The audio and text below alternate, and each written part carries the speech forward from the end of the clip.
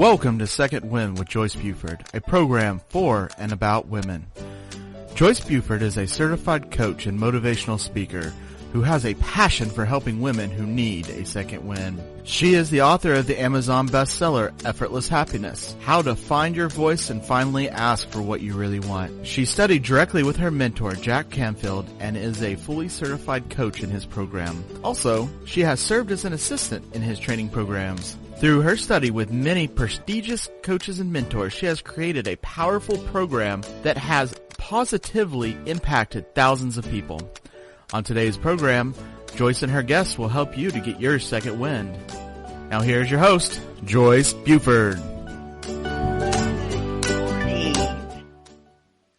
Are you ready for a great show today?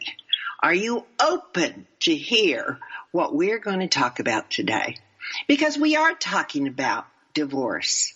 How we get there and we go, oh my, how did I get here? What did I do? What did I do wrong? What did I do right? But I have transitioned and I am in a place I don't know what I'm doing here. So when you find yourself that way, or when you have a friend who is struggling with that decision, this is when you need to send them to discover their second wind. Because as you know and I know, where you are today does not necessarily mean where you will be tomorrow. If you get the right information, if you get the right direction, you can actually change your tomorrow by creating a new you and a new direction. So that's what and why I created Second Wind almost 5 years ago when I had gone through my divorce. And I was thinking, wouldn't it have been wonderful to have had a tool that you can go and hear all of these people that can, one, help you through the change, that have gone through the change, that have made and gone through the transition of divorce, and look where they are today on the other side of sorrow and sadness and pain. They are a new person because they have chosen to create themselves. So let's not delay any longer. I want to share with you our guest for today. Her name is Rochelle Kitchens, and she is a life and transition coach, speaker, and international best-selling author. She is a co-author of Women Thriving Fearless in Business. Her passion is helping women who are balancing a lot of plates in the air. Does that sound familiar? These women feel like hot messes and are struggling with worry and overwhelm. Every woman who is feeling like a hot mess is dealing with not only pressures, but what Rochelle calls them gremlins that are blocking their achieving success in either their personal or professional life. Now, Rochelle has studied and become a successful coach in her own right, as she will share with us her transition and how she developed into choosing being a coach to help others. She did have a life previous to that. She graduated college with a BS degree in industry and technology and enjoyed a career as an industrial engineer before transitioning into coaching women in their transitions. On the lighter side, I want to also share that in the last 4 years, Rochelle, because we just constantly improve, Rochelle also has transitioned into a marathon runner, which I think is awesome, Rochelle. She has run 10 half marathons. Woohoo! Good girl. I am impressed. And that number's now up to 14. 14. Wow. Awesome. Well, I have so many questions that that I want to go into, but I'm going to have to say the one I always like hearing first with my guests is that I'm always so curious as to how we prepare ourselves for one direction of life, and then all of a sudden something happens and we slowly transition into another direction. So tell us a little bit about what your transition was to go from an industrial engineer to a life coach. Sure. And thank you so much, Joyce, for having me. And I so appreciate the work that you are doing. So thank you for that. And thank you for having me today. Well, my transition started with my youngest, my daughter. She was born 3 months early, 24-weeker.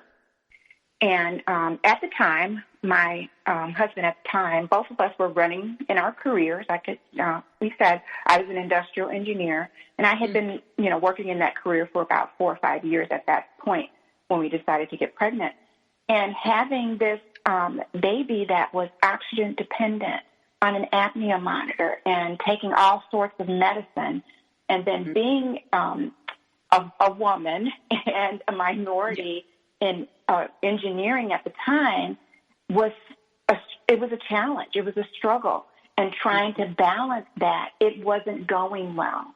And one of my highest values is family. So one day I barely made it to the bathroom and fell on the floor in the stall, sobbing into my hands, thinking, what the heck can I do here? I can't keep up this pace. This isn't working. So when I was able to pull it together and dry my eyes, I marched into the president's office and said exactly that. This is not working. At the time, unfortunately, I had a very misogynistic boss who didn't cut me any type of slack. There actually were only 2 other women in the whole company of engineers, so you can imagine the atmosphere. So long story short, I was able to negotiate with the company that I was currently working with to be a consultant doing the work I was already doing. So basically, I fell into an engineering consulting business. And Joyce, I did it all wrong. I didn't register the state. but the point was that I still needed that income to be able to care for my family. So I picked up a few other clients, and, my husband at the time, his career was rising, and there was still that pressure because when I said, I would come into the office or be there for a client or do a training for General Motors University, I had to be there. It didn't matter if the baby was wheezing or needed to go to the ER or whatever, and so it still wasn't working. So let's fast forward a little bit. And I eventually, our family was in a position where I no longer needed to work full time. So I gave up the business to be a stay-at-home mom, and I did that for, almost over 15 years. I enjoyed my role as that. I was very active in my community, in my church community, and with my kids. And so, let's fast forward another leap in time, where the kids were leaving the nest. And this is probably the most difficult point here, where I call this my concentrated chaos, because within just a little over 2 years, my dad was beaten in the streets of Chicago and died from his injuries a few days later. He was murdered. And while this was going on, now that's hard enough, right, to transition from a sudden death of a parent or anyone in your life for that matter. While that was going on, my marriage was falling apart. My 28-year marriage was falling apart. There was a series of betrayals in my life that ultimately led to divorce. Then you sprinkle in that the youngest, my 24-week-old miracle baby, was leaving the nest. And not only was she leaving the nest, she was moving across the country. My mother-in-law, who I adored, had cancer. My mom had cancer. And then sprinkle in a few breast cancer scares of your own. And I literally was a hot mess. Every possible transition that I could have was happening in a short amount of time. Wow, I could just imagine the stress level you were under. Yeah, I mean, you were a crazy woman. Yeah, Right. and running saved me. I got connected with God and my Maker out on the trails, and running saved me. Oh, so you started running back then. Yeah. Yeah. Mm-hmm. So it's kind of been your security, your safety blanket. Yeah. Yeah. And just because I questioned everything. I was questioning my faith. I was questioning who I was. And really, when I looked in the mirror, I didn't recognize the person that was staring back at me. And if I'm being really honest, I didn't like who I saw either. And that inner critic, that gremlin that you spoke about at the top of the show, it was telling me all the ways that I sucked and how I was unworthy. Yeah. Dark place. Right? Yeah. Heavy. Very dark place. Yeah. So what was the first thing you did? Well, after spending way too many months in my ratty pajamas and my granny panties and curled up in my chair in my family room, people always ask me, well, what was the thing? For me, it wasn't a one thing that happened. It was almost like an awakening that happened in me, that the pain of being in this place and not being able to move got much greater and harder to stomach than getting up and doing something. And so when I got to that point, I just said, okay, what do I tell my kids? The only person you can control is you. So how do I do that? So to make a long story short, I got into a coaching relationship with a relationship coach. And I went into that relationship thinking I would improve as a wife, as a mother, daughter, and so that I could improve my marriage and save my marriage. But while that wasn't the outcome that I got, what I got was so much more. I got in relationship with myself. I reconnected and rediscovered who Rochelle really was at her core. And the more that I did that, it allowed me to see my unique gifts and what I was put here to do. And along that path, I realized that even in all the mess and the chaos that was going on, I was still the go-to person. I was the caregiver. I was the person of being in service to others. And then when I figured out that, oh, my gosh, I can make a second career out of that, I cashed in my IRA, found the best coach training program that I could find and afford. I enrolled. From there, I learned that my strongest gift was my capacity to love. And I never would have figured that out without this journey. It wouldn't have been a conscious thing that was known to me. I know they defer to our values and then our spiritual values. So did you find your loving capabilities through your spiritual values? Did you do that? I believe yes and no. I think it was probably already inherent in me because I didn't know any other way to be. Yeah. But there was a point where, like I said, I questioned my faith. Yes. And I reconnected with that out on the trail. But part of finding that, I'll never forget it. I was at a live training for my coach training, and we had an assignment over lunch to call someone to physically speak to them and ask them what our greatest strengths were or something to that effect. Yeah. And so me being the A-type personality, I called 3 people. I gobbled my lunch and I called 3 people. Well, the first one's not telling me the truth, so I'll call 2 more. Yeah, exactly. Is that and it? So I called my daughter and I asked her the question, and she said without hesitation and almost with a tremble and uncertainty in her voice, she said, "Mom, it's your capacity to love. You never get jaded. Even when somebody hurts you and wounds you deeply, you continue to give that love." I was stunned in silence. And I'm a talker. I had nothing to say.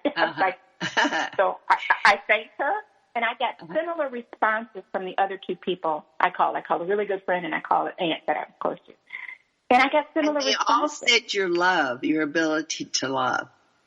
Mm-hmm. Isn't it interesting? How we cannot see those in ourselves. It's a great exercise. Yeah. Sometimes we need that mirror for someone to hold that mirror for us, because we just can't see it because of all the stuff that is happening to us and around us. Right. Yeah. So you went to, did you do 1 or 2 coaching degrees? I actually have a certification with the International Coach Federation. I'm an ACC, and I'm pretty close to getting the next level of certification there. But I got my original certification through ITEC, the Institute of Excellence in Coaching. And that's like an 11-month or so program. But Yeah. So, So would you say that with that exercise that you were awakening your self-conscious, your confidence? Did that help you progress and grow in your confidence, self-confidence? Because I think so many of us that's one of the keys to growing as we reawaken, is building our confidence again. Absolutely. And just that was like planting the seed. Mm-hmm. And then the watering of that seed was continuing to work with my coach, and then continuing to pull back the layers and really reconnect with me and what made me special and unique, and what I brought to this earth and to others' lives, and figuring out the things that I valued, and really then wanting to live those values, really live a values-based life, and really show up in my highest potential to share that gift. Right. Yeah. So when we're talking about finding our self-confidence,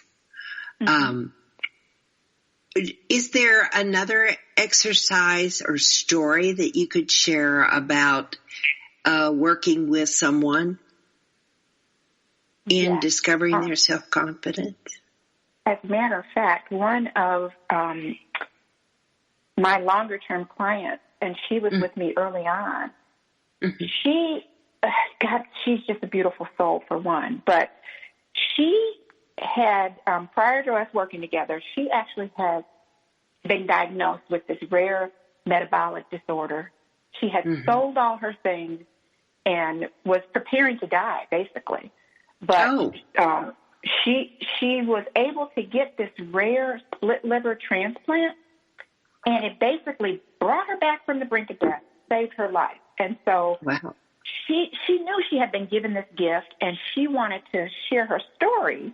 But that gremlin and that inner critic, that lack of self-confidence and lower self-esteem, had her like telling herself all types of stories about how, she was going to be judged, how people were going to see her as the person to blame because of the lifestyle she was living. No one was really going to hear what she wanted to say.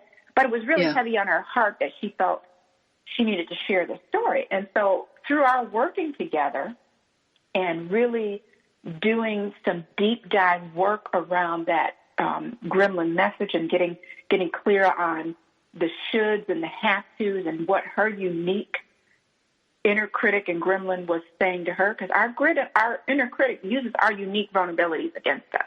And when we really can understand how that is showing up for us, then that can go a long way in helping us, what I say, flip the switch on that negative chatter, so that we can really go ahead and achieve the things that we want to achieve. So with Pam, I ended up, we worked on that, and she got presented this opportunity to speak on this radio show. It was a syndicated show that reached about 40,000 or so people. And when she initially got invited to do the interview, her inner critic, that gremlin, was all on her, telling her all the reasons why not to do it. Yeah. But she had learned these tools on how to basically talk back and really flip the switch on her gremlin so that she, said, okay, no, I'm going to do this interview because this is what I was saved to do. And I'm happy to share with you and your listeners that as a result, she went ahead and did that interview. She got all types of calls and reach outs and emails from people that she had never even met, telling her how her just sharing her story on that one interview changed how they were going to live their lives, changed how they thought about work and what they were doing, and that was able to jumpstart her being a coach in a support group at the medical center where she had had her transplant, helping other people in the similar situation, deal with that transition of transplant. And she's sharing her message. She's doing exactly what she wanted to do, and that was help other people who were going through what she had been through and help them navigate that. Right. One of the, tools that we all use, and it's one of mine that I use quite often, even though we're we are a product of continual change, I believe. But is the procrastination. I can procrastinate pretty good. I can get lost in the TV. I could do all sorts of things like that and then spend a few hours beating myself up for doing that. But how do you work with somebody when they're faced with needing to focus more on their going forward and less on their procrastination? Well, one, procrastination is a big red flag, at least a yellow one in most cases, that our gremlin is running the show. Because we usually are procrastinating for maybe three reasons. One, we're like in defiance, secretly in defiance, because we feel like we're being told that we have to do something. And then we're also might be procrastinating because we have a fear of, it's a way to give us an out. Like if we don't give it our all, we can't really fail. And then that last one is either we have fear of failure or fear of success. Those are the reasons why we procrastinate and why we put things off, because we're concerned and we're worried about the outcome or worried about not doing it, quote unquote, perfect. And so I start to, when people are telling me they're procrastinating, that, I have this big vision, this big goal for myself and for my life, but I'm not getting there. We start to dig back, and I even have them keep a procrastination log. Just do what you do for a whole day or a whole week, and let's then go back and look at that in black and white. Where are you getting stuff done? And then once they have an awareness that how they're procrastinating, we can pull back the layers on the why are you procrastinating. So, okay, you spent 20 minutes, scrolling in Twitter or on Facebook. What were you feeling when you were doing that and not doing X, Y, Z that you said you really wanted? And then when they get in touch with what they were feeling, that usually starts to pull back the curtain on one of those three things. Well, I'm really afraid to begin because I'm worried that I won't be perfect or that, I'll be judged or criticized or won't be good enough. Or I'm worried that, this could really take off and then what? So then what am I going to do? Exactly. Right. Yes. So I think a lot of women deal with procrastination, the fear of being seen, of seeing that they're really enough to be whoever they want to be. Somehow we get the short straw when we're younger. We interpret it somehow that we're just not enough. And so in working with women, do you find this to be a natural thing? Absolutely. That gremlin voice, that inner critic, was born somewhere, and it was reinforced along the way. And I know through my own work exactly when mine was born, at least the earliest that I can remember.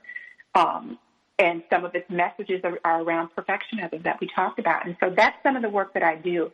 I have my clients go through what I call a life map. And so we look at the peaks and the valleys in their life. And then we start to tap into, okay, so what were the feelings around this? And what do you think about your overall life map? And usually they pull out all the stuff that didn't happen and how they didn't come up to snuff and kind of ignore the high peaks. Mm-hmm. And then if I say, okay, now look at this life map as if it were someone else's, it totally changes. Like, oh, well, she was really a go-getter here, here, and here.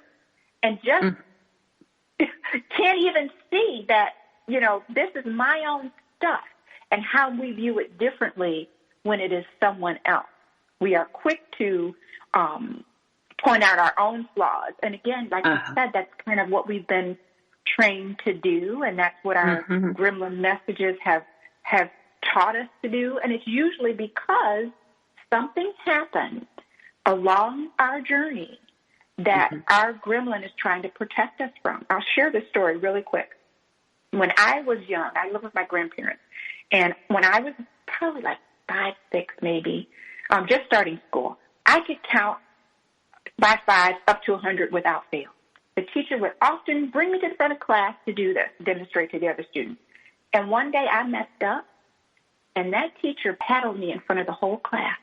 Oh, that's bad teaching. Yes.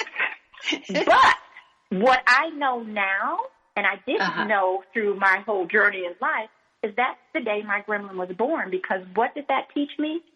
That perfection was the only way. Yeah. Approval came from other people, period. Yeah. And it was reinforced in several areas throughout my life. Yeah. Well, we're going to take a short break here. I'm going to have to stop us. But, that gremlin stays with us for a long time. And it's really going back to the cause, as you've just shown us, that really provides the solution, right? Mm-hmm. So anyway, when we come back, we're going to be talking about more things about how we self-sabotage ourselves and that it all requires action. So when we come back, Rochelle will share more of her wisdom with us. Transformational coach, motivational speaker, and author Joyce Buford returns after this short break.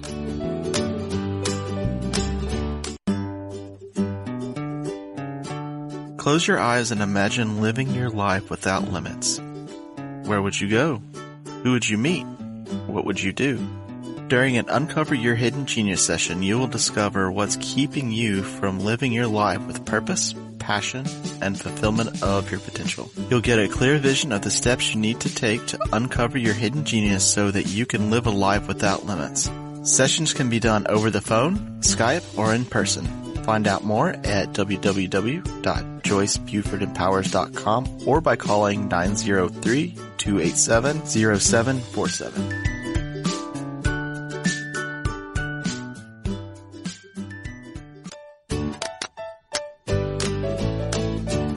Welcome back to this segment of Second Wind. Joyce Buford, the author of Effortless Happiness, continues in this segment to share insights that will help you live a life of greater purpose and filled with happiness. Now here's our host, author and coach, Joyce Buford. Welcome back. Now we're talking today with Rochelle Kitchen, and she is a transition coach. And Rochelle, I love the story about how we can set ourselves up for situations like I'm not enough by examples. I love the story about it. I just can't believe a teacher would do that, spank you in front of the class. But those things do happen. And the messages that we get from it are that I always have to be perfect or I'll be spanked, embarrassed, or held accountable in front of my peers. So what a great story. And it probably played out in your life for quite a few years. I would imagine. My whole life, because Your whole the next piece to that story is I couldn't wait to get home to tell my grandma what had happened. Because I knew my sore bottom and her wrath against the teacher and what she had done, I was going to get even. Boy, was I wrong. Boy, was I wrong. Really? Yes. Grandma stood me up in front of the mirror and made me recite Counting by Five over and over and over again while she sat on the bed behind me watching. Now, she didn't do that because she was being mean. She was doing that to protect me from future embarrassment, from being paddled again. Yeah. And that, again, that gremlin message that you got to do it perfectly. If you can't do it perfect, don't do it. Yeah. Right. And that was that thing. I mean, I'm not embarrassed to say I'm going to be 55 on my birthday. So, do you remember that? It was I think it was the perfume commercial, Anjali. Yes, Anjali. And they had the woman. You could bring home the bacon, fry it up in a pan, and never let you forget you're a man. If you remember that, you can Google it if you don't know what I'm talking about. Yes. But that commercial was hitting the airwaves and was popular when I was a teenager.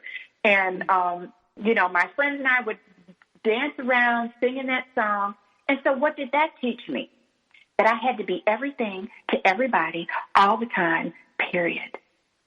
More of that perfectionist message. Mm-hmm. Yeah. Yeah, but you know what I always love? I love to hear the stories of the wisdom of our grandmothers and our older people in our life, how they can make it seem so simple and they just take it easier. They transition us with so much love. I love the story about your grandma. I do. That's special. Yeah. So we've talked about self-sabotaging ourselves through thinking. Are there other ways that we self-sabotage ourselves? And yes, and some of it we do without even really realizing it, because we tend to. Our gremlin knows us really well. It's got our number unless we switch on that. And so it will convince us and have us rationalizing, well, I've got 10 things to do on my to-do list, but I'm going to do the things that don't really move me forward so that I can say I got 5 things done. Or I'm going to rationalize why not to make that phone call to get that job or get that promotion or get that client because whatever the story is that you're telling yourself. And so sometimes we are self-sabotaging ourselves and we're not even aware that we're doing it because it's showing up in the form of rationalization. Right. Yeah. One that I see so many of my friends doing is the way we talk ourselves down, use our words. Our words are just terrible sometimes, the way we talk to ourselves. Yeah. It's so limiting. Absolutely. Absolutely. I'm going to die if I have to do this. I can't lose weight. I'm too fat. I'm too this. Even myself, I catch myself doing it. Now, we're much more aware of it than our friends may be. And so, we can cancel or do whatever we want to do to take that thought out of our mind. But there's so many people that walk around sabotaging themselves just strictly with their language. Absolutely. And Joyce, thanks for pointing that out because that is key. Think about this. And I want your listeners to think about this. Think about all the times you say, I have to. I must. I got to. And usually that inner kid in us, think about toddlers get good at this when they say no. And as adults, we lose this. But we have this inner rebellion going on because we're saying out loud, I have to, I should. And we're feeling like we're being told that we have to do something and we really don't want to do it. And that language kind of implies to our brain that that's what's going on. And so we've got this inner battle. But think about the power of choice. If you were to say, I want to X, Y, and Z, or I am going to choose when to start X, Y, and Z. Mm-hmm. That's very different energetically in what you feel in your body. And it brings a very different attitude to whatever you're doing than I have to. When you say I have to, people's shoulders usually slump. Yes. They take a side.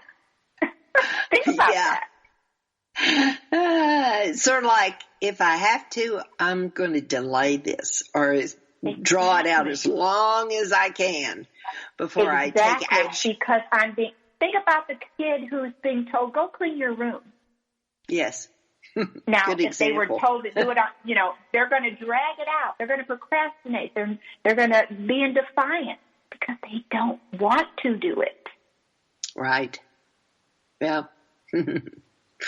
Yes. So when they have to step up or take responsibility for themselves, it's really sometimes a battle to get themselves to do what they know in their heart they should do.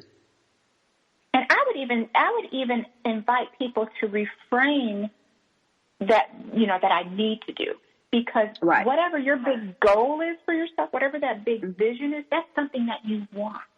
And so when you break that down, the steps that are going to get you there, again, it's the things that I want to do, the things that I choose to do that are going to get me this big thing. That's the life that I want to be living, the job that I want, the relationship that I want, even the car, the new pair of shoes, whatever it is. Mm-hmm. Mm-hmm. Yeah. Yeah. You like to talk about taking action on some of this. I know sometimes I have to break things down into baby steps almost to get some action going. Because taking the overall view, going from I'm just learning this to, okay, I've produced my first book, there's a lot of steps in there. And so how do you help somebody break action down, positive action down when they go for their goals? Great question, Joyce. I do teach a technique. I call it aiming to make smart goals.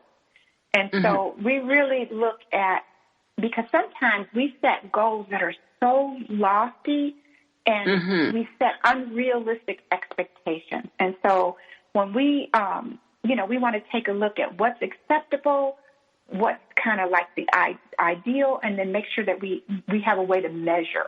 Because often, even if it's as simple as, think about all the people that want to lose weight at the beginning of the year.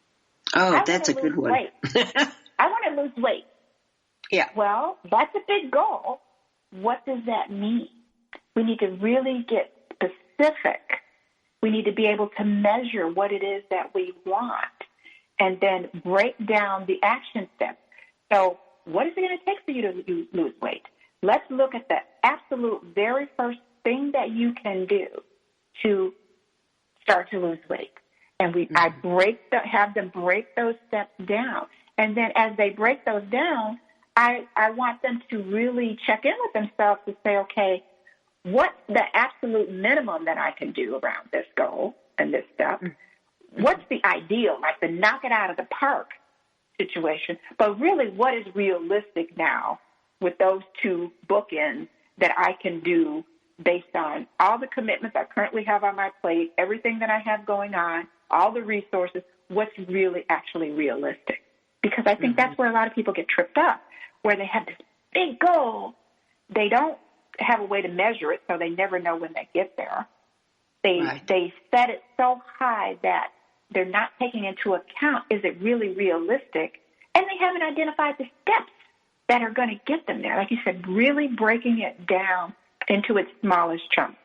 And then I say success in spurts. So, set a timer for 15 minutes, whatever you can tolerate. If it's 15 minutes, like writing that book, set a timer for 15 minutes and write whatever you can write. Turn off the devices, turn off the distractions, and write whatever you can write. Yeah. How did you move from, how did you move into being a runner? Did you were you? Again, it initially, I was a runner in my youth, when I was in high school, but hadn't done it as an adult. But part of that discovery process for me was realizing, because I valued family and because I valued my health and the fact that I wanted to live that gift, to be able to share my capacity to love, I couldn't do that if I wasn't in good health.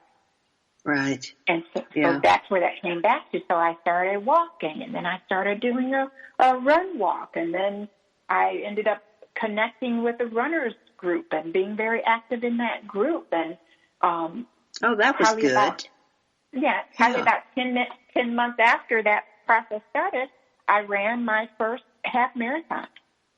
Yeah. I wonder if you would have ever run the marathon if you hadn't created the community. I'm not sure. Because that's really important, isn't it? Yeah.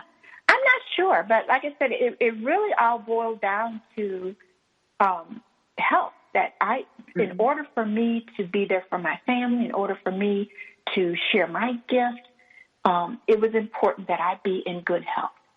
Yeah. Yeah. But I'm really impressed that you did the community.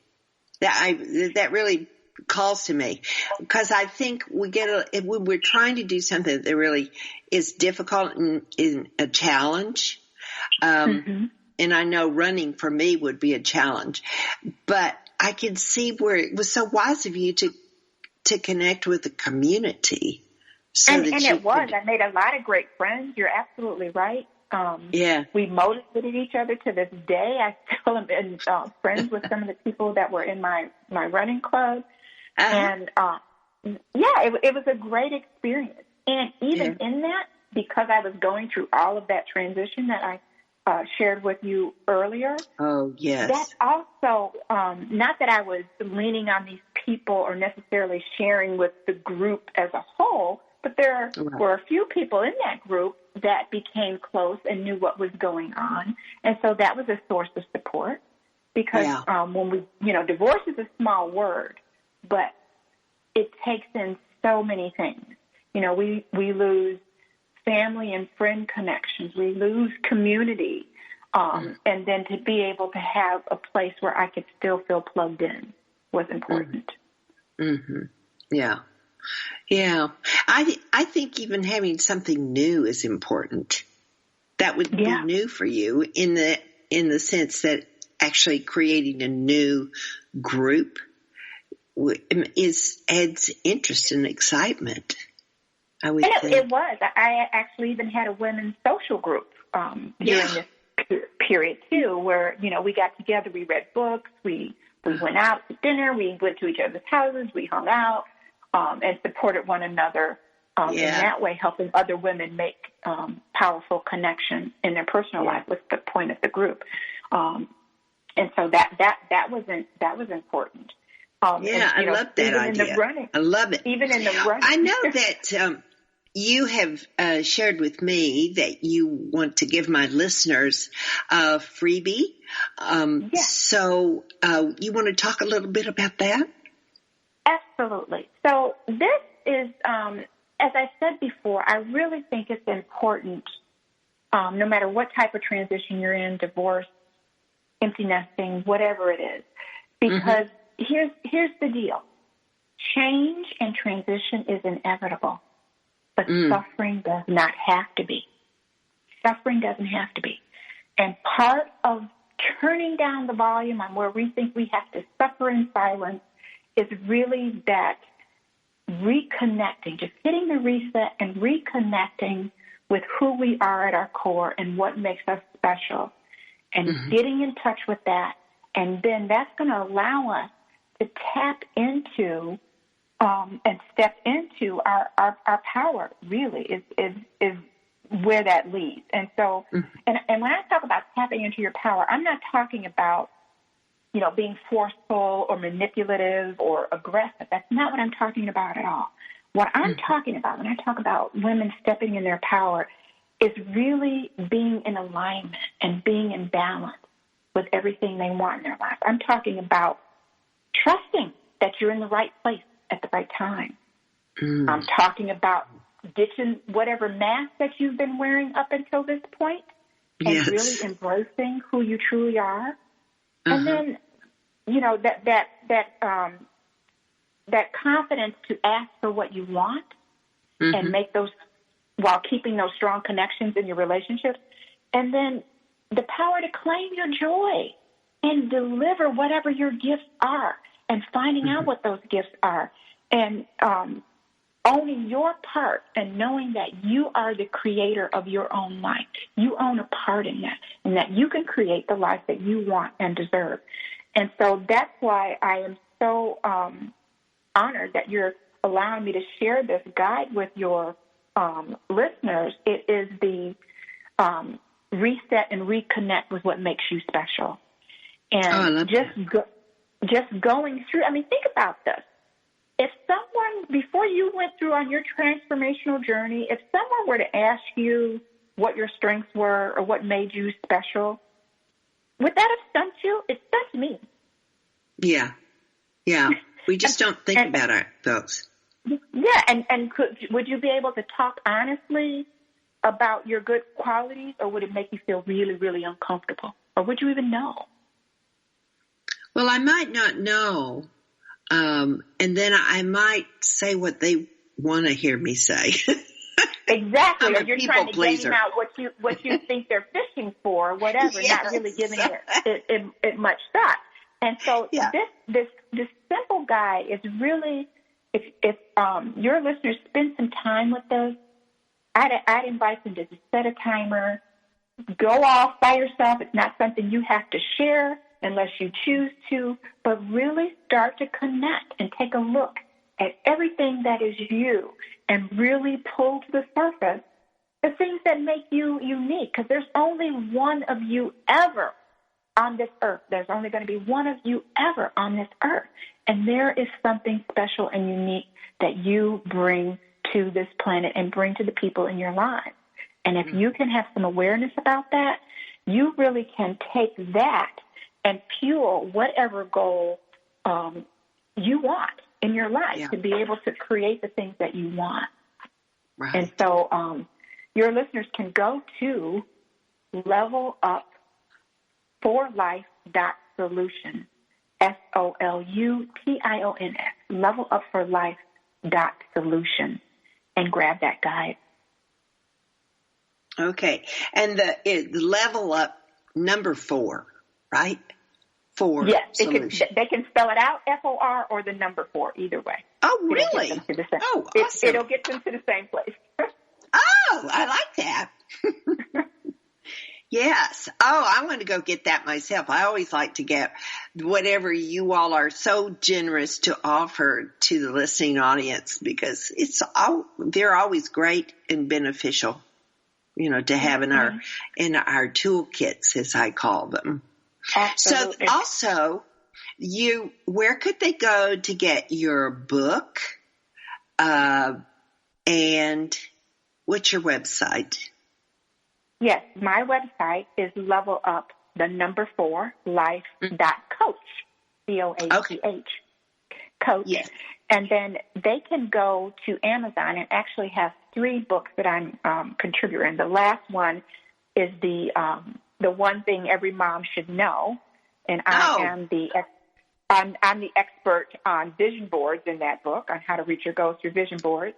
And then the Women Thriving Fearlessly and the Sisterhood Connection books, they are all available on Amazon. Yes.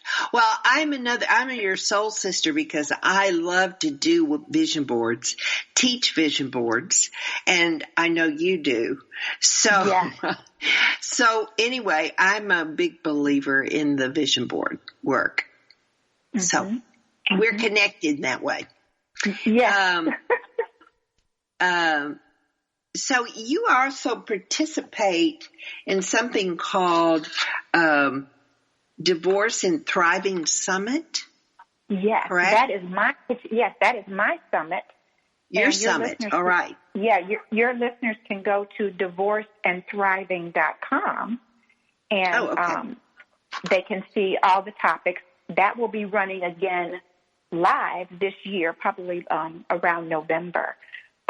We're gearing up to do that again. But that whole summit was geared toward women who were just about to come out of divorce or on the other side of divorce, and who really felt in their, from the roots of their hair to the tips of their toes, really felt that there's something more, that it's not over, life isn't done, and really wanted to find a way to pick up the pieces and move on to the next phase, and not just survive it, but thrive in doing so. And so it's full of resources around your finances. It's full of resources around relationships. It's full of resources around connecting with who you really are and your passion, and living and creating the life that you want and deserve. And so it was a 5-day summit. So, they can go to Divorce and Thriving and check that out. Yes. Well, this is a wonderful tool to offer people, because there's so many facets of divorce that when you go through divorce, you have additional responsibilities you take on. When we're in a marriage, we divvy up the responsibilities. And so when we're a single, now we're all of the things. So there's lots to learn. So I really love that you do this summit, because it's a great resource. I can see you must have six? You must have 6 a day, so 30 or more people in the summer giving the information. And each day was kind of divvied out by, like I said, I think the first day was finances. The next day was like your health, your overall health, your physical, mental, spiritual health. I think we had a day about finding your purpose and passion. We had a day about co-parenting and what that looked like. And then we had a day of just really building up you. What's next for you? And how do you step into your potential and create the life that you want beyond divorce? Yes. You have it on parenting? I'm looking at it. Yes, there was a section. There was a great couple. That was a great interview. In fact, they actually have a podcast, and the name is escaping me. Happily Demarried is the podcast. But the two of them are actually divorced, and they do this podcast. And the interview was their experience around how they successfully co-parent their children, even though they're divorced. Yes. Sometimes that co-parenting relationship can be very contentious. Oh, and it's very tricky. Yeah. Even, no matter what age your kids are. Right. And so, I think that's important too, because as moms, as women, we're the caregivers, and it adds an extra layer of stress when our kids are suffering or stressed out because of the change in the family dynamic. Yeah, definitely. So, I really like this idea. So that is in the last of the year when that appears. So that's going to be, and I would love to have you on, Joyce, because I think you have a ton of value to bring. Oh, thank you. I want to be there. So how do people get notified that they can participate attend the summit? Would they go to your website and sign up? There'll be a page that will eventually allow them to sign up for the summit. We'll probably do that about 2 or 3 weeks before the launch. And I'm thinking it's probably going to be about the first or second week in November. And, they can be checking my website as well, because we'll have a notice of the upcoming events up there. And they can sign up from there as well. Right. Yeah. So while Rochelle's information is present on your mind, can they go and sign up for that now? Get their name on your website? Is there a place? They cannot yet, because I'm actually in the process of changing the platform over. So, of your website? Behind the scenes. not on my website, but for where the summit runs. It's on one platform currently, and then we're changing it over to something that makes it even more user-friendly for the people who participate. Yeah, yeah. That's something we're always changing, aren't we? Our websites change, we change, our living changes. Like if you're going to live on this earth, you're going to change. Yes, change is inevitable, but suffering doesn't have to be. Yeah. Well, Rochelle, we are closely ending our show for today. It has been so interesting. Good stuff has come out today. I really, really enjoy sharing that with my audience. Great information. And I do encourage my listeners to go to Level Up for number 4, life.coach, and just go through Rochelle's website. She offers so much on the website that you need to be aware of. You can see her different programs, how she can support you. So anyway, I thank you, Rochelle, for being with us today. You are so welcome. And make sure you go to levelupforlife.solutions to grab your guide that resets and reconnects with you. Yes. So, dear listeners, I want to thank you for being here today. I hope you have found this as beneficial as I have. I think you got great information today. And so I thank you for being here. I hope you have a good week. Make it a good week. Decide it will be a good week, and it will be. So, until next week, have a great week. Joyce Buford returns next week at the same time for another edition of Second Wind. Through the Joyce Buford Empowerment System, women are receiving the support they need through their transitions and are able to reclaim their true purpose with confidence. They receive the tools they need to map out new lives. You can find out more about her coaching services at joycebufordempowers.com.